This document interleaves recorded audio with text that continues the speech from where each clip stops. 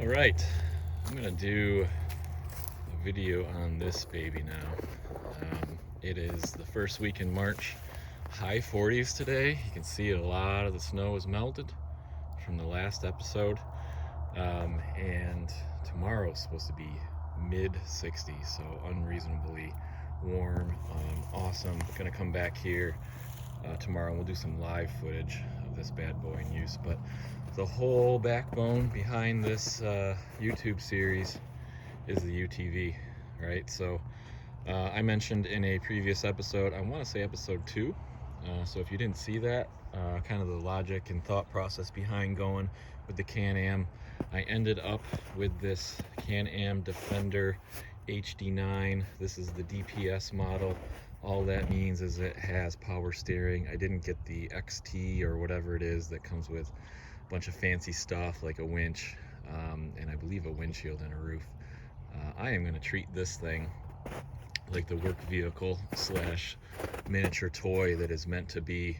You can see here, I believe the cargo bed on this is rated at 1,000 pounds. I mean, just absolutely amazingly more beneficial than running an ATV if you're doing work like this. It is just like a little miniature truck, right? Tailgate folds down. See if I can get some action shots later. But one hand down here, lever, this whole thing dumps up. Really cool. I have gotten this bad boy real muddy over the fall, but it's been sitting for a couple weeks with the snow. Tried to get it out in about 5 or 6 inches of hard pack snow, and that just wasn't happening at all. But it just it goes through water like crazy. You can see here where it's gotten all mudded up. I'm gonna have to spray it off. I like to keep my toys clean, but I also know that this is what it's designed for, right? This is what it's meant for. You see the receiver in the back that takes a 2-inch hitch, which we're going to use to pull all of our equipment. Really excited about that. Generally no frills. I have cut some trails in the woods and just really, didn't care too much. Some guys would be like, oh, I don't want to scratch and dirt and blah blah blah and all this shit, right? But like, if you're gonna take it in the woods and get it dirty, like, have a little fun with it, right? Let's see. So generally features, this is a 3-seater. This is like a fake leather. I might get some cushions because this, like, all you're gonna need is like a knife in your pocket or some tool, and I think it's gonna rip easy. But it's comfortable, it's soft. Believe these fold up rather easily. So does that other one. The battery's down there, so in some later episodes we will show hooking up some accessories to the battery. I believe there's also a bus bar in the front. One thing I did already, which is all of $5, instead of buying something fancy for a switch right here, although that would be kind of nice. Let's get that in focus. To have a USB outlet there. You can buy these cigarette adapters with 2 USB ports. And I'm not going to do anything fancy with a radio either. This is just a Bluetooth speaker that cranks. I don't even really need to charge it, but I keep it plugged in anyhow. You've got your 2 and your 4-wheel drive buttons there, and then your rear diff lock, right? You turn that on if you're in some real nasty muddy situations. Otherwise, turn it off or you're going to tear up your grass if you're driving around yards. Off for lights, on and high beams. The lights are pretty good. Might see if I can get some footage of that. And then park, reverse, neutral, high and low. I've been running it mostly in low, which is what the dealer told me. And it still does really well. All sorts of storage. Glove box here. You can see just got some random shit. Gatorade bottle, binos. I'm gonna get a toolkit to keep in here just to have. This actually comes out, so you could transport it around. Goes right back in. Or wood. I'm not gonna mess around with that trying to make a video. I believe there's also tool space underneath here. Maybe not. I can't remember, but you can't go wrong with all of this space and cubby holes and of course accessories that you can buy for it. You got my drink cup right there. This folds down, more drink cups here, storage spots. Really love this. So $40. I did buy this rear view mirror. Most of the from Kolpin, all these rear view mirrors pretty much come with a round tubing bar clamp, which you can see is not going to work here. So I did have to drill through a couple holes. I don't really love the way that looks up front, but again, this is not a car for a car show. So $40, and I can see behind me. I also got a dual gun rack / bowl holder. There is 0 points in my life where I believe I'll probably be carrying 2 guns unless it's several years from now with my kids. But the bowl holder is nice, and I don't really anticipate using this a whole lot, but there's a chance maybe tracking a wounded deer or something, and having a gun with us, recovering it, and then wanting to store it nicely overhead there, so when we're driving back out of the woods, it's not flopping around. There are alternatives to that. You can buy these like 2-seat cab or seat mounted ones.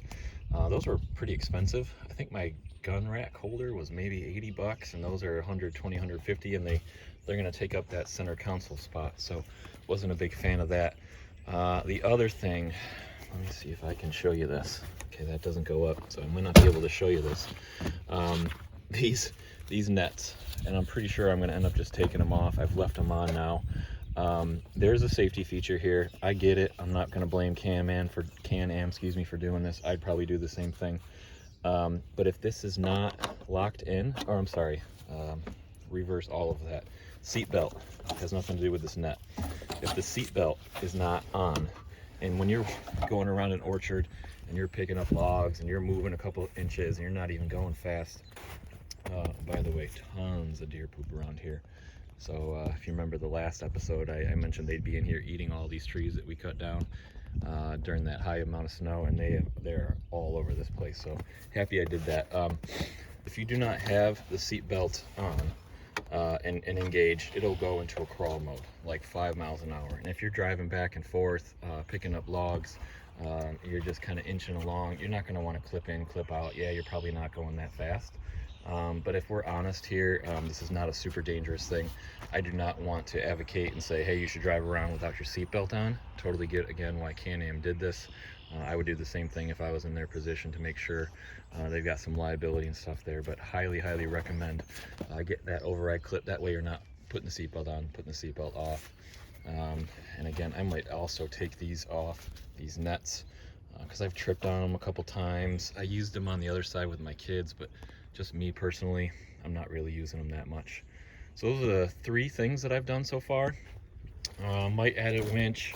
It's kind of one of those things where I don't think I'll ever need it, but I might be regretting the one day that I do need it and don't have it.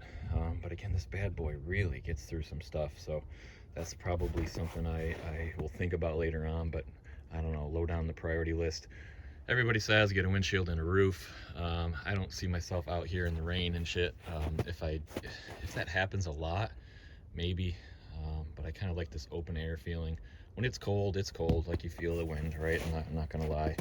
But what I really absolutely want to get is a front bumper, because the mower that I got is able to take down 2-3 inch saplings, basically anything you can drive through, and I really don't want to just be driving over and smashing the heck out of the front of this. I mean, this is a hard plastic, and you're saying, well, you just told me you didn't care too much about the paint and the colors and stuff, and I don't, but a nice front bumper I think is a good thing to have on something like this. Can get camo for a little bit more. I would have taken any color but blue. They don't make it in red. That's the last color I'd ever buy, but this is all they had, so blue kind of sucks. That's what I ended up with. I might do a wrap, probably not. So yeah, that's kind of my walk around in the UTV. I'm super excited to start pulling stuff on this.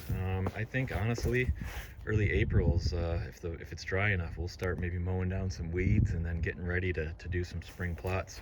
I don't know if we'll have any more videos until then. I'll take some more clips later today and tomorrow, showing you guys kind of some more action here of this thing going. Oh, one other thing on the gas. Can't remember off the top of my head how big the tank is on this bad boy, but I have lots of hours on it so far, and I am still at a half a tank, which is good. It's March, Russian-Ukraine war right now. The price of gas is not cheap, and I did buy, not premium, yeah, so 12 miles I've got on this, and it's at a half a tank. So you're going to get quite a bit of use out of it as well. All right, more clips coming soon. All right, doing some fruit tree trimming, stuff that's broke, falling down. So I want to demonstrate best I can, one-handed, right? Okay, one hand, pop that up. Oh, it's a beautiful thing. So you should probably open your tailgate first. There you go. Look at that. I mean, this feature takes a little bit of pressure, by the way, to put it back down. Just amazing. One hand hydraulics.